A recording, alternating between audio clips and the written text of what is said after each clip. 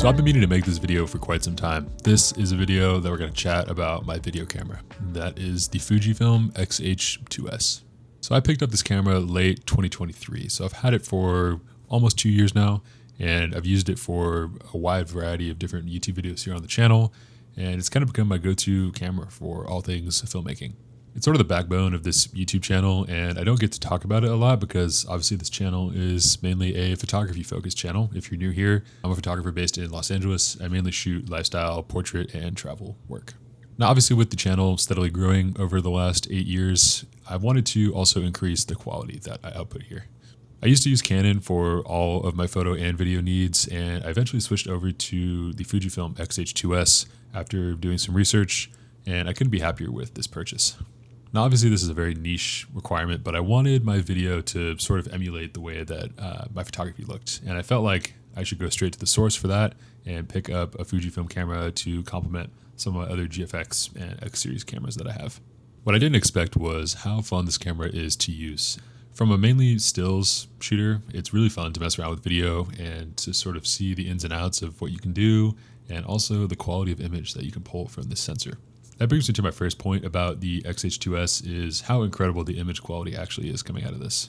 As someone who mainly shot 4K C-Log2 for the most part for a number of different years, being able to switch over to F-Log2 and also have the ability to shoot open gate at 6.2K is pretty unbelievable. To be honest, before I got this camera, I didn't really know what open gate was. I heard it tossed around by a few of my filmmaker friends, and I heard the term on set every once in a while when I was shooting alongside a film crew, but I didn't put too much thought into it.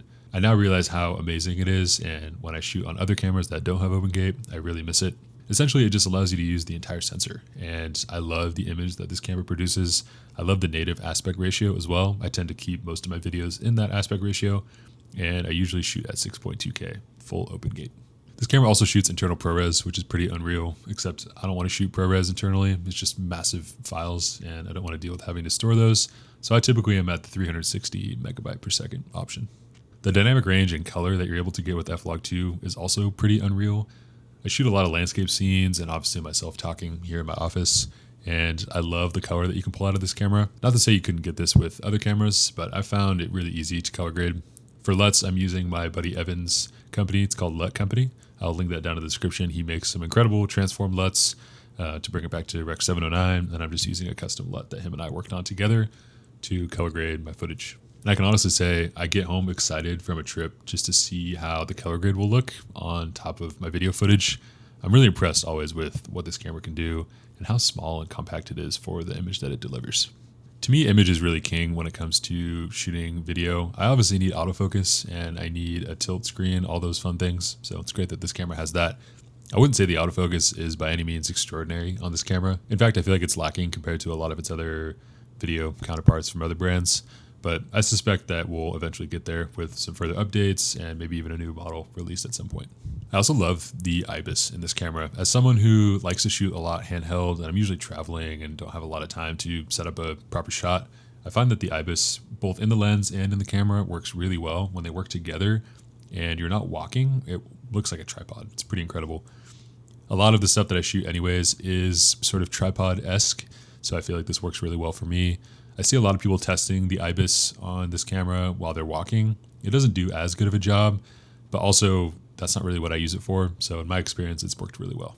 Now, in terms of the build that I use for this camera, it kind of changes with every job and every video that I shoot. Right now, I have a tilted cage on this. It's left over from the last video that I shared, which was the video with Fujifilm X-E5, which, by the way, if you haven't checked that out, we put a lot of hard work into that.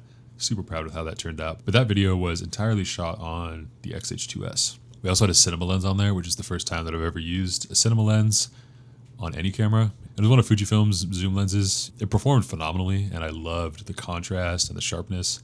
Also the fall off that lens provided.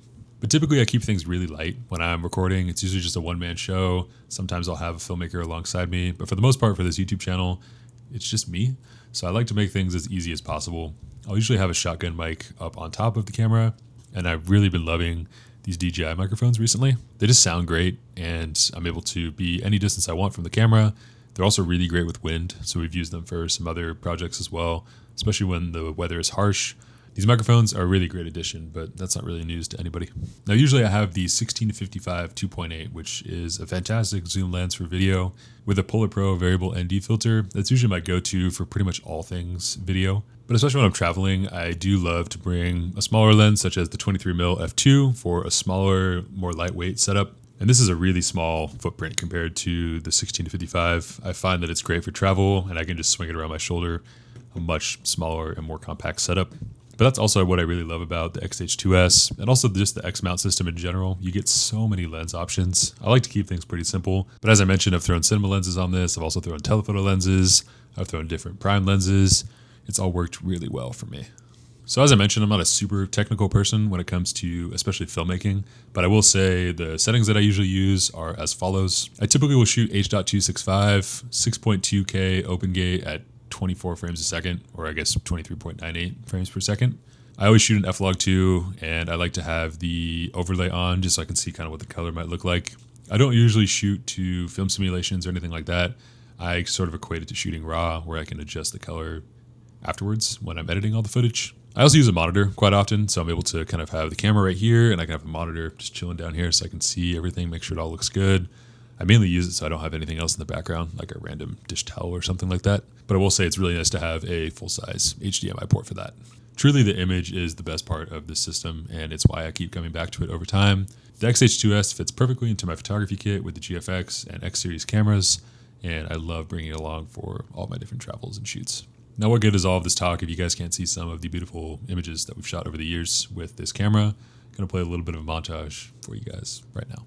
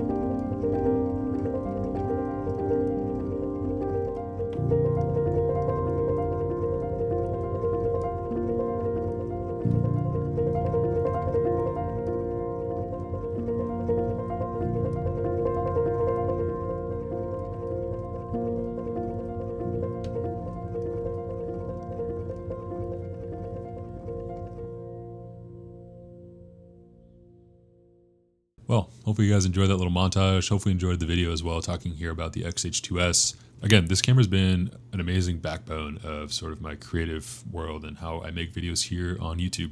Everything from the image quality to the lens selection to all the different recording formats that you can choose from. This camera is phenomenal. There's definitely a few things that I wish would change, including the autofocus. Also, the overheating is definitely a problem, especially here in Southern California. Right now I have the air conditioning running, so it's no problem. But I've been outside shooting on a hot day, and I've had problems with getting this camera to start, especially once it gets too hot. It's tough to cool it down. But I think everything else, from the image quality to the settings to all the different formats that you can record in, this camera packs a punch, especially when you can find one used for under $2,000. I would highly recommend this setup, especially if you're a photographer looking for an artful way to portray your photography here on YouTube.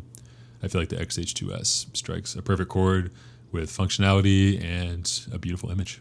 And before this video wraps up, I did want to take a moment to thank today's sponsor, which is Squarespace.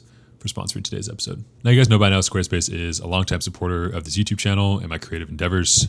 I've really never used anything else besides Squarespace to make my photography website. I find that they're the simplest, easiest way to get what I'm looking for out of my own creative website. Everything from gallery pages to e-commerce products to multiple different portfolios.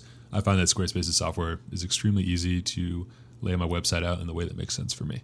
I've been using Squarespace now since the start of my career, and I can't recommend them enough to anyone out there who's looking to create their own creative website. If you guys want to check out Squarespace for yourself, there'll be a link down in the description to receive 10% off your first website or domain purchase. Thanks so much to Squarespace as always for sponsoring this video. Thanks you guys for watching. We'll see you in the next one.